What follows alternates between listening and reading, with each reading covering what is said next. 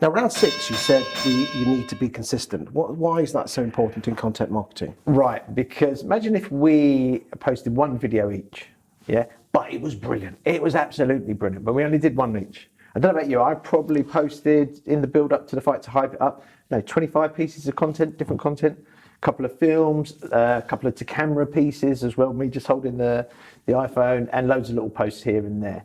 So we've been, and you've been the same, we've been very consistent. It's the drip, drip, drip. It's the drip, drip effect, and the consistently good beats one-off brilliant. Always, because just the law of the algorithms and people's attention spans and that. So it's about being consistent with your content. So set out with a plan to do it. If you're going to do content, I'd say at least once a day for some type of content. It doesn't have to be a blog a day, that's impossible, or a video a day, but at least something every day on your social media channel. Round 7, know your audience. Yeah, that was it. This is an interesting one because I've learned things through this whole process as well, with this build up to the fight. And I think with what we had with the fight, it was very distinct. It was, you were either Team Watkins, Team Lyons, but there was a lot of people that we're joint clients with that used both of our services who sat on the fence because they didn't want to sort of upset us. But with that, I knew that certain things I would do, my audience would like. You knew certain things you would do, your audience would like. Now, for estate agents, they cannot please everyone with their content marketing because that's when they become bland. And once you become bland, you get ignored. You know, I remember somebody said to me once, well, what if I start posting content and we get people criticising us? I said, what's the alternative? Don't post content and get ignored. As an agent, that's going to kill you more than a few bits of criticism. Interestingly, round 8, bite down on the gum shield. That lesson for me anyway was, there was a response to something I posted that I took personally. And I know you've got views about this as well, but I bit. So bit is basically, and I'm fired back at myself. I lost the kind of sentiments of what we were doing because I took it as a personal affront. Now, the lesson that I learned, and I've really taken it on board, is just walk away from the phone or the computer for 10 minutes because you come back and you're in a different mindset anyway. Go and stroke the dog, have a drink of tea, something like that. Now, if you're doing content properly, as you know, you are going to get criticism. Sure. You know, you are going to get the likes of people on Pi, for example, these faceless trolls who I've got strong feelings about them. I think they're a bunch of cowards if they can't put their name to something. If you feel that strongly to something, put your name to it, you know. So, yes, I learned not to get too emotionally invested in what somebody has said about me. Round 9, enjoy it. Well, I think that's the main thing. And I think I've really enjoyed it. I don't know about you, but it's been great fun. Like the whole today has been great laugh coming up here and being with you and the lads and Jodie and that. But for agents, they have to enjoy it, you know, because if they really hate content marketing, yeah, they hate writing, outsource it to the likes of me, you, Andrea, whoever else is out there doing non-competing agency type stuff. But if they do enjoy it, I mean, you can think of some of the best estate agents at content marketing are the ones that really enjoy being in front of the camera. I can think one pops into my head. There's two actually pops into my head. Ben Moore, you know, Ben with a beard. He loves it. He really does love it. I think he would do it if he wasn't an estate agent. So you've got to bring that love and sense of enjoyment to what you do. I think you have to enjoy actually doing the process. Yeah. Yeah, that's important when you're doing these videos. It's interesting, the last few days on agent growth strategies, we were talking about the return on investment, and we'll move on to round 10, scoring points. And I think the important thing with content marketing is you know, and we were talking about whether people should do podcasts, which is again another form of content, is you don't get instant results. No. And the results can sometimes be almost hidden because you put out a post. If you, I'm surprised not many people like that. I thought it was really good, but then you get a direct message from someone saying, and that you've never heard of, I've been following you online. I really like your stuff. That happens to agents probably more than us, because if they're out there appealing to their community, they're going to get people that aren't liking or commenting on their stuff, but are taking notice. And content marketing, that drip effect, is all about capturing attention and creating action further down the line. And that's the big problem, is that no one actually rings you up saying, keep doing the great content, and I'll give you a call in a year's time to put your house on the market. Yeah, because that'd be an odd call. You know, if somebody did ring you up like that. And yeah, the other thing we was talking about enjoyment of it is there's quite a new kid on the block called Philippa Bailey White, I think her name is. Right. Some of her stuff's really good. She's fresh to the scene. Not video stuff at the moment. I've not seen any of her video stuff, but some of her written little pieces that she's done, snappy stuff. You know, like what I mean when I say snappy stuff, it's probably 50, 100 words you can put on a Canva background and get it out there. And yeah, I've been quite impressed with her stuff, and she seems to enjoy it, which helps.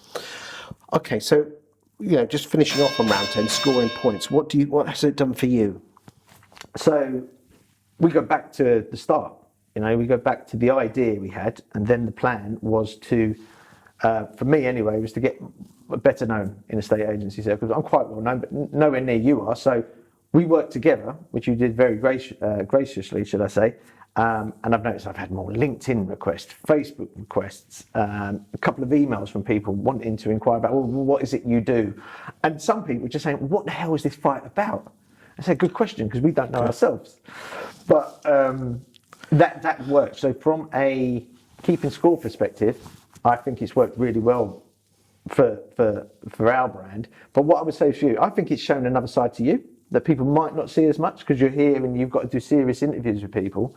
But I've realised that you've got a sense of fun. You're self-deprecating.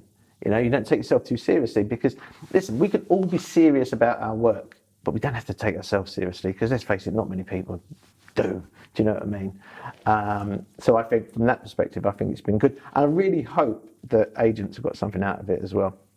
It's been good fun, hasn't it? Yeah. You often think to yourself, are we doing this for work? And I think it's really important is that should estate agents do a boxing match? No, that's not the point. The point is that we have created an event and led up to a point. So you could do events that are based around your locality. It could be, I don't know, if there's like a fete or a village fete or something like that, you could do a run up to the village fete. 100%.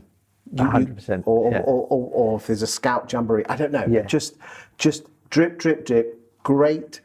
Be it entertaining, be it educational, interesting and intriguing, which is interesting which people will find fascinating, which will add value to their life. Then you're on a winner. So agents say, what's this got to do with selling houses? Absolutely nothing. The problem is that you've got to grab people's attention, get them to know, like and trust you, and people do business with people they trust. So you talk about stuff that they're interested in. They're not interested in the fact you're an estate agent or you want to sell houses. But if you can get on their radar and be interesting, educational, people will be attracted to you. Especially when it's around community events. Of course. Like you've espoused the benefits of a digital mayor for how many years? Yeah. Yeah. It's perfect stuff because I've sort of subscribed to the digital mayor. And also, you can mix that with being a community cheerleader. Same thing. It's the same thing. But like you said about the local popular person. Exactly.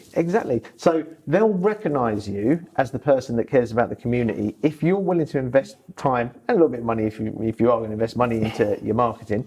Let's say the event you used, the church fete, for example. If you do a little bit of a build-up, and you could maybe say, right, so the church fete is happening on next Saturday. But why don't we do 3 or 4 pieces on the people who are making it happen? The volunteers. Speak to the priest, which is quite apt with Unholy War. Speak to the people who are making it happen, because it's all local content. So the final bell, what's your final thoughts on this? Right, so this is the big picture, and this is what I hope agents will take out of it, was we both sort of said the big picture with content marketing isn't about selling your services. Yeah, that's a byproduct of content marketing. That comes down the line, but it's about educating people. So if you're an estate agent, we've used, let's go back to the fight. We hopefully used the fight to highlight how content marketing works. You use video, you have a plan, you have a bit of fun, you use your own tone of voice, you are consistent. So all these lessons are content marketing lessons. And the fact that 2 competitors, because fundamentally that is what we are, that the power of collaboration means everyone wins. Exactly. Now, I know, and I thought about this because some agents will say, well, I'm not going to do anything with my rivals. Others may be a bit more friendlier. But if it's for the greater good, let's say in our town where I live, 2 agents have an annual football match. Now, for me, that's probably their best bit of marketing of the year. but they don't do enough of it. They should have a build-up, that sort of thing. They should have videos and introduce the players and create a sense of hype around it. But what we've done here is come together and collaborate, and some agents can probably do it. Maybe it's a bit harder because they're local rivals, and we're sort of industry rivals, but friends. But it can be for the greater good. Because imagine this, if they can get together and show good estate agency, this is what good estate agents look like, you know, that's good for everyone. You know, it's good for them, it's good for agent A, it's good for agent B, you know. It's the big picture thinking. Thank you for your time today. You're welcome, it's been a pleasure.